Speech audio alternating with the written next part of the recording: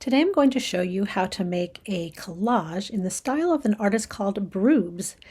And you can see here Broobs' website, and Broobs is a San Francisco artist, photographer, illustrator, and collage artist. And if you look at these different collages that they've done, they're all honoring people that Broobs is inspired by.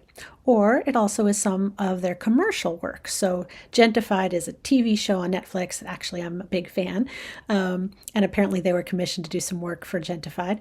But you'll also see, Dolly Parton here. So a big fan of Dolly Parton. Sometimes Broobs does these sort of altarpieces to members of their family, different political figures. Here's Billy Porter, fashion designer.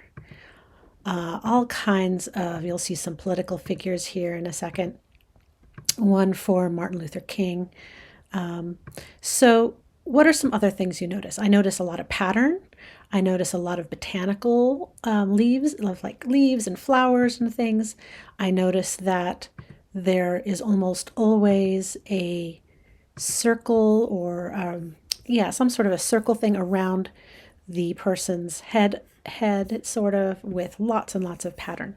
And I would like you to choose someone who you are inspired by. It could be a real person or even just like an animated character. It could be a sports figure, anybody that you are inspired by or like a lot. And you'll make this sort of altar form collage inspired by Broobs. So let's go over to Photoshop. And you can see here I have made a altar collage to Annie Leibovitz, one of my favorite photographers of all time. And you might be confused, why does it say Rolling Stone? Because she was one of the founding photographers of Rolling Stone magazine. And you can see I've created that circular frame around her using a camera, since she's a photographer. If you were using a sports figure, you might use, it's a basketball player, basketballs. You can absolutely take inspiration from who they are. Also, I did add some botanical design too, also in the style of Broobs. So let's see, how do we get started here? I am going to go over to here and go back to the beginning. We just want to create a new document. You'll go to File, New, and 8.5 by 11, anything like, let's see, actually this is a little bit small. I would go to inches. Let's do 8.5 by 11, and let's make the resolution at least 150. 72 is pretty small. Great. All right, we have a blank document. Now you're going to go over to the internet and do a search for your person. I found this photograph of Annie Leibovitz. I'm holding down the Control key and clicking the mouse pad, or you could click your mouse. If you're on a PC, you could do a right click, and this brings up all these options. I'm just going to copy the image, then go right over to Photoshop and paste the image, Command V or Edit Paste. Now we want to get rid of the background because we want like a white background. I'm going to use my quick selection tool, and I'm just going to quickly remember there's the addition and subtraction here. I want to add. I'm just going to quickly select Annie. I'll be back in a sec.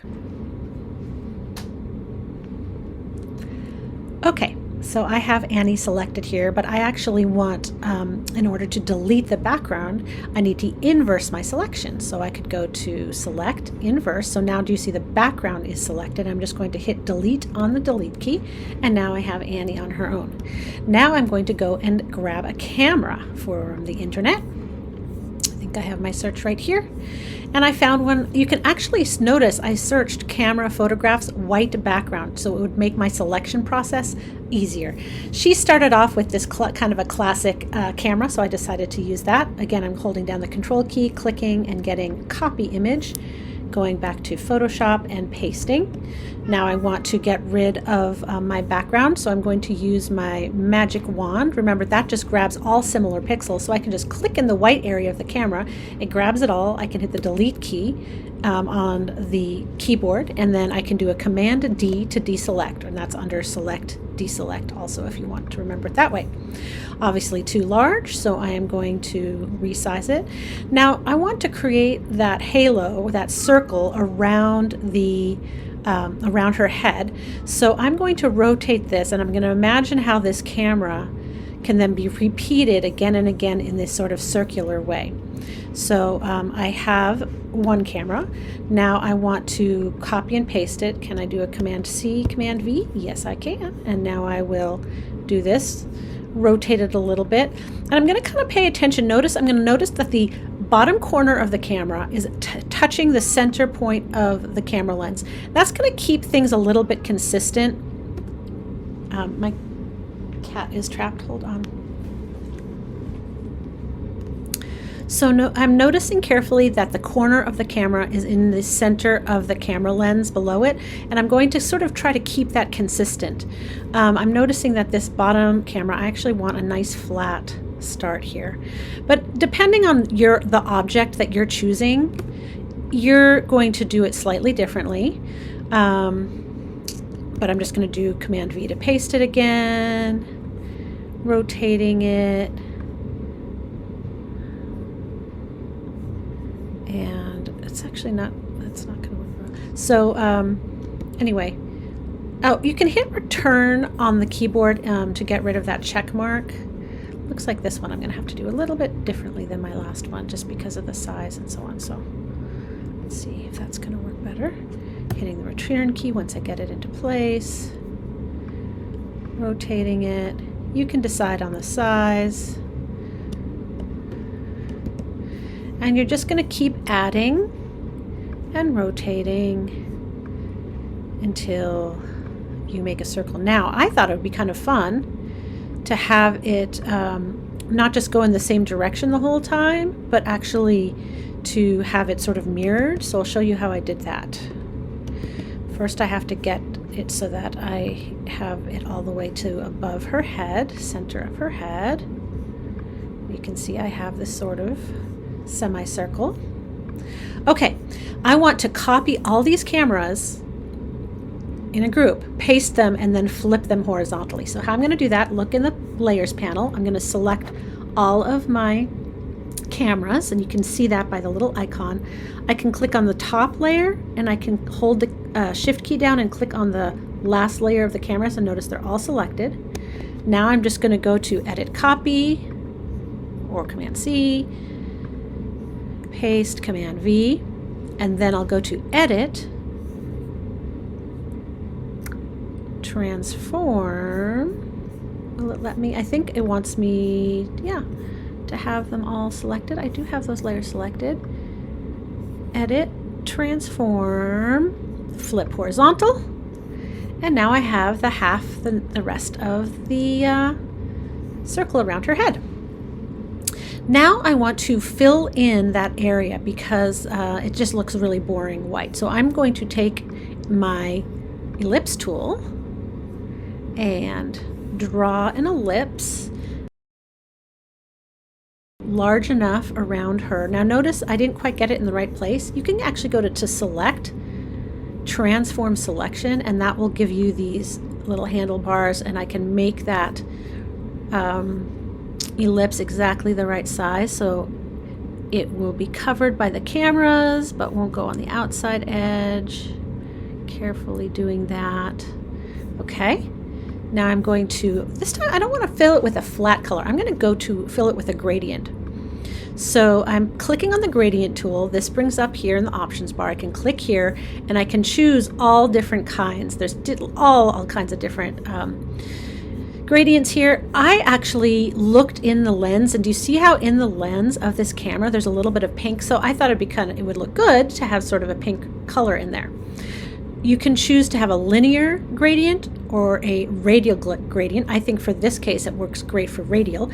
So once I click here, I want to make sure that I probably am on my own layer. So I'm going to click on this new layer icon, so that I'm filling that oval or ellipse on its own layer. I'll just go to see what this looks like. Oh, with the gradient tool, you can now, with your little check cross in the center, I can click and drag, and do you see that? I can kind of tell it how I want that gradient to be filled. I could, if I do it again, you can do it in all different ways. I want to go from the center. That's the point of having a radial, so I'm going to do that. Now, obviously, it's on the wrong layer. I want to go below. I want to put this layer below, underneath Annie Leibovitz, so I'm going to bring it all the way down to underneath, and there we go. Now, there's some down here on the bottom, right? So I want to get rid of that. I'm going to make sure I am on the actually, I'm going to wait a little bit to see what's covering up the rest of it first before I get rid of that. Command D is deselect. Now I need to go and figure out what I'm going to cover up this bottom area. It looks really funky to have just the figure cut off like that. You definitely want to cover that with botanical things, something related to the character. I chose the Rolling Stone icon because Annie was at Rolling Stone for years and years. She's famous for that. Let's see, can I find, maybe I don't have the Rolling Stone up yet, so I literally just did. So did a search for Rolling Stone logo and found it, and copying it, control click. I'm gonna go back over here and paste, hitting return, and that looks pretty good. Now I know what I want to delete, that half part of the ellipse, so I'm going to use, I think I'll use my polygonal lasso tool, but really you can use anything you want that will select that bottom portion. Notice that there's that little circle connector icon at the bottom there. Let's see, I'm going to go to that layer that I'm deleting and hit the delete key, Command D to deselect. Okay, and you just keep going like that. I don't think you need to see again and again, how I copied and pasted the botanicals. I will say, though, it also looked really good to make your background color a color other than white. So go down to the background layer. And again, I took cues from the photographs that I copied and pasted. Do you notice there's a little bit of a reflection of sort of a bluish reflection on there? That's how I chose to make the background blue, just so that it all looks integrated. So that rosy peach is in the lens, it's in the flower, and that greenish reflection on the camera metal is in the background. And there you go. I hope you have fun. Get creative with who you choose to pick and which images you choose to use.